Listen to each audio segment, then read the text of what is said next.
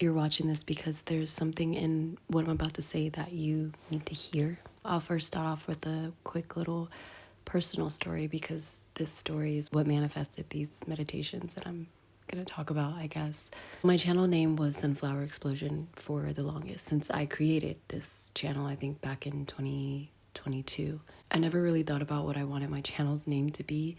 I just really liked that nickname that was given to me, which is a whole other story. But anyway, and then one day it just clicked. I wanted to be closer to the things that I create. I wanted to become more personal with what I create. I create these things, they're birthed from me, so I wanted to bear my name in some kind of way.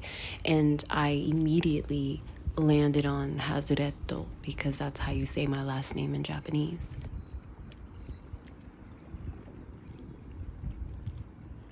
But also another significant factor is how much poetry I saw in that decision. So Hazureto is how you say my last name. There's a word in Japanese, hazure, and it sounds almost identical. It means to miss your mark, to get something wrong, to fall short of something, to be incorrect. You'll hear it a lot on game shows. You can use it for feelings like, this dude I'm dating may not be the right person for me, or this piece of cake I chose isn't the best one. It's used in those moments in life where we feel off course. When I was thinking about how this word sounds a lot like my last name and how I wanted that to be my channel name, I saw it in the way that I'm currently looking at my dreams, my goals, my wishes and desires. I missed the mark.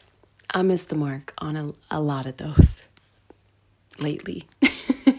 I didn't get to my goals. I missed my mark, but I landed amongst God's mark. God knew what was best for me. The universe, my soul understood where I wanted to be and where I wanted to go, and that's the mark I landed on, and that's the mark that I will continuously land on. It's kind of like that quote, right? It's like sometimes I will miss my mark, but I'll land amongst the stars.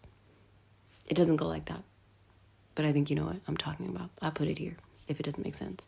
Anyway, I understand that this journey of patience that I have been on and that I'm currently on, I understand that this journey with how and when my ideas blossom, I understand why it's been a long journey, because in a way I have been preparing for what is to come, because it's much bigger than what I'm trying to manifest. I'm only looking through the lens of my current self. And God's like, okay, baby, that's nice. We'll get that done. But there's also something so much bigger for you. Calm down. What I'm creating is, I feel like I'm not really understanding just how big this is going to be. I feel like I know it is going to be big, but I can't really comprehend the scale at which this is going to change me and impact others and change the trajectory of how I create and what I create and who I am to become in order to sustain what it is that I'm creating, if that makes sense. Anyway, that was a mouthful. So when we set our goals, we set them from a place we are currently in. What we desire, what we want, what we feel like we need, we're basing it on the perspective of who we are at this point in our lives. What I wanted and what I needed is very different from when I was 22 to when I was 32, right? And what I need and what I want is very different from when I was 32 to when I was 42, and so on and so on. So I say all this to say, let's move toward our dreams and our goals and understand that if we miss that mark, it's not because we failed. It's because God, the universe, Allah, your soul, your higher self, your future self, your intuition, whoever you resonate with, is guiding you, is guiding us to what we truly want and need at any given point in our lives. For the longest time, I was going down a very specific path and I really felt like this is what I wanted to do. This was the goal. This was the dream of mine. And then all of a sudden I got to this destination and it was blocked off.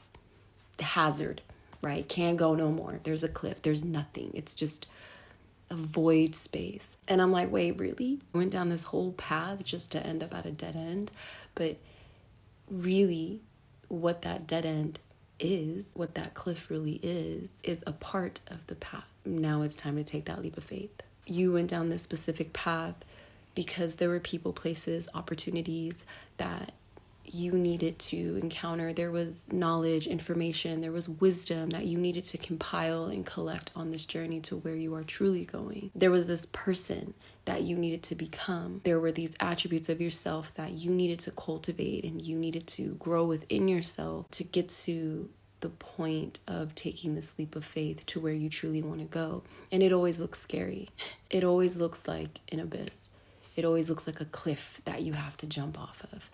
And it's scary because you're looking at the vastness of the universe. You're looking at the infinite potential and abundance available to you. So yeah, it feels overwhelming. It's this feeling of saying, like, dream bigger. It's okay to want to open up to all the abundance around you. And sometimes we just want to go along this path. We just want to frolic and mosey around this path and just bask in the beauty in this forest that's surrounding us. And that's beautiful, right?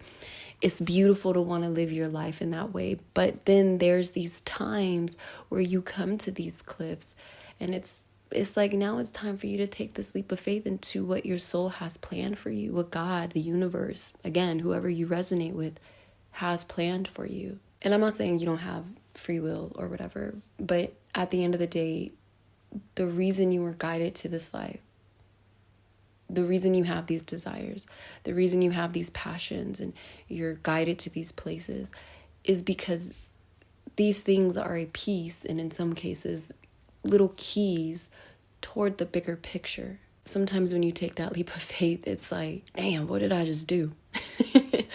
What did I just do? I'm so scared now. I'm falling, right? And you may close your eyes. You may cower away. But then all of a sudden you're like, wait, when am I going to hit the ground? And you open your eyes and it's like, oh shit, I'm flying. I didn't even know I can do that. It wasn't until you took that leap, your wings were able to instinctually just burst out of you. And now you're flying and you didn't even know you could. Anyway, that's all a metaphor, but I hope you get what I'm saying. Oh yeah, I wanted to say with that translation of Hasure, it isn't solely like used in a negative context. For example, I could say something like, it's this expression, I'm not going to try and say it, but it literally translates to her worries proved completely misplaced. Basically, it's a phrase, it's a saying that is basically saying, like, you worried about nothing. Like, you didn't need to be worried about this because it turned out fine. You were scared to take that leap of faith, but then you find out, oh, I got wings. This is amazing. I can fly. I'm saying you, but I mean me. I'm still trying to figure out how these wings work and what exactly I'm supposed to do with these things. But yeah, thank you for your time. I hope this was helpful. I hope this made sense. I love you. Bye.